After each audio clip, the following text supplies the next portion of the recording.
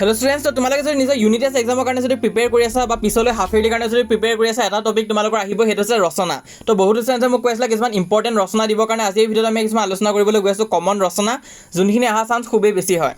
Class 9 আৰু class 10 দুটাৰে unit টেষ্টতো আহিব, হাফ ইয়াৰলিটো আহিব, তাৰপিছত ছেকেণ্ড ইউনিট টেষ্ট কিছুমানৰ আহিব, কিন্তু ফাইনেল পৰীক্ষাটো আকৌ আহিবই ৰচনা। তো সেইটো কাৰণে কিছুমান ৰচনা তোমালোকে এতিয়াৰ পৰাই চাই দিয়াটো খুবেই ইম্পৰ্টেণ্ট হয়। তো আজি এই ভিডিঅ'ত আমি তোমালোকৰ কাৰণে 12খনমান ইম্পৰ্টেণ্ট ৰচনা লৈ আনিছোঁ, সেইখিনি তোমালোকে চাই যাবা, সেইখিনিৰ পৰাই মেক্সিমাম আহি থাকে। প্ৰথমটো হৈছে তোমাৰ প্ৰিয় সাহিত্যিক, এইটো কিন্তু যোৱা বছৰ মেট্ৰিক পৰীক্ষাত আহি গ'ল। তো সেইটো কাৰণে মেট্ৰিক পৰীক্ষাত এইটো অহা চান্স কম আছে, কিন্তু তোমালোকৰ হাফ ইয়াৰলি এক্সাম হওক, ইউনিট টেষ্ট এক্সাম হওক, এইবিলাকত কিন্তু আহিব। তো এইটো চাবা তোমালোকে ক্লাছ 9 আৰু ক্লাছ 10 দুটাৰ কাৰণে মই কৈছোঁ। 1 নম্বৰটো তোমালোকে চাবা, তাৰপিছত নেক্সট তোমালোকে চাবা তোমাৰ প্ৰিয় গ্ৰন্থ, খুবেই ইম্পৰ্টেণ্ট হয় এইবাৰৰ কাৰণে। ক্লাছ 9 আৰু ক্লাছ 10 দুটাই চাই যাবা এইটো। নেক্সট তোমালোকে চাবা অসমৰ বানপানী, এইটো কিন্তু খুবেই ইম্পৰ্টেণ্ট হয়, মাজে মাজে ৰিপিট হৈ থাকে। তাৰপিছত নেক্সট তোমালোকে চাবা পুথিভঁৰাল, 4 নম্বৰত আছে, সেইটো ইম্পৰ্টেণ্ট আছে, সেইটো চাবা তোমালোকে। নেক্সট তোমালোকে চাবা অসমৰ প্ৰাকৃতিক সম্পদ, এইটো চাবা। তাৰপিছত নেক্সট তোমালোকে চাবা তোমাৰ জীৱনৰ লক্ষ্য, খুবেই ইম্পৰ্টেণ্ট হয়, তোমাৰ জীৱনৰ লক্ষ্যটো সুধিয়ে থাকে, প্ৰেক্টিছ কৰি ৰাখিবা। তাৰপিছত পৰিৱেশ প্ৰদূষণ, এইটো চাবা। তাৰপিছত দৈনন্দিন জীৱনত বিজ্ঞানৰ প্ৰভাৱ, এইটো খুবেই ইম্পৰ্টেণ্ট আছে, এইটো নুসুধি তোমালোক বিজ্ঞানৰ অৱদান বুলিও দিব পাৰে, কিন্তু এইটো আহি থাকে। তো সেইটো কাৰণে এইটো তোমালোকে চাবা, বিজ্ঞানৰ অৱদান বা বিজ্ঞানৰ প্ৰভাৱটো তোমালোকে চাবা দৈনন্দিন জীৱনত। তাৰপিছত নেক্সট তোমালোকে চোৱা নিবনুৱা সমস্যা, এইটো মাজে মাজে ৰিপিট হয়। তাৰপিছত জুবিন গাৰ্গৰ বিষয়ে তোমালোকে চাই ল'বা, ইম্পৰ্টেণ্ট আছে। নেক্সট হৈছে অসমৰ কুটীৰ শিল্প, এইটো চাবা। আৰু লাষ্টত আছে তোমালোকৰ দূৰদৰ্শন, এইটো তোমালোকে চাবা। তাৰোপৰি আৰু এটা এছে কিন্তু তোমালোকৰ মাজে মাজে ৰিপিট হৈ থাকে, সেইটো হৈছে ছ'চিয়েল মিডিয়াৰ প্ৰভাৱৰ বিষয়ে সুধিব পাৰে, বা ছ'চিয়েল মিডিয়াৰ বিষয়ে তোমালোকক লিখিব দিব পাৰে। তো এইখিনি টপিকৰ পৰাই তোমালোকৰ বেছিকৈ ৰিপিট হৈ থাকে, এইখিনি তোমালোকে চাই যাবা। আৰু ইয়াৰ পৰা কিমান নম্বৰ আহিব, ইয়াৰ পৰা তোমালোকৰ 8 মাৰ্কছ আহিব। চ' ইউনিট টেষ্টতো 8 মাৰ্ক আহে, হাফ ইয়াৰলিটো 8 আহে, আৰু মেট্ৰিক পৰীক্ষাটো 8 আহে, বা ফাইনেল এক্সামতো 8 মাৰ্কছে দিয়ে।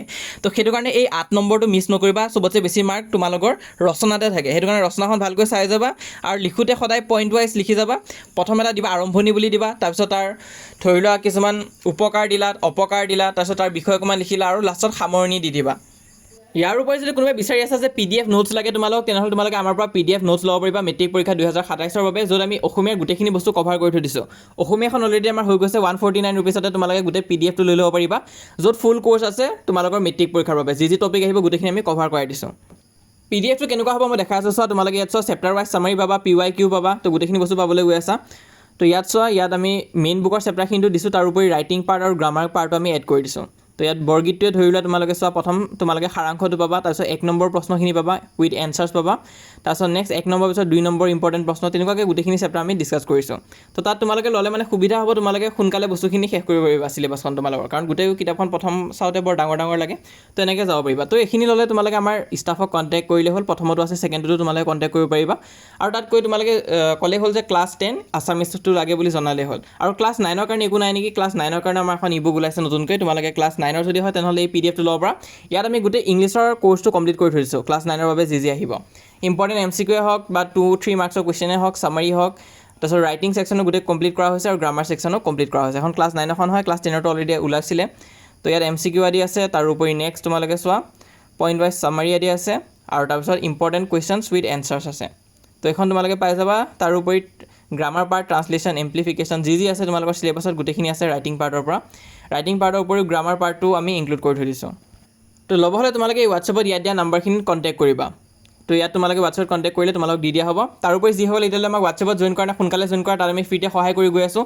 আৰু আছামিজৰ বাবে অলৰেডি কমন দি দিয়া হৈছে, সোনকালে হোৱাটছএপত জইন কৰা, মই তোমালোকক লিংক আদি আকৌ দি আছোঁ বাৰু। লিংকটো পিন কমেণ্টত দিয়া হৈছে, ক্লিক কৰিলে পেজটো অ'পেন হ'ব, পেজটো ফ'ল' কৰি ল'বা, আৰু আমাৰ এই চেনেলটো তোমালোকে ছাবস্ক্ৰাইব কৰি থৈ দিবা, মই যিমান পাৰোঁ তোমালোকক সহায় কৰি যাম।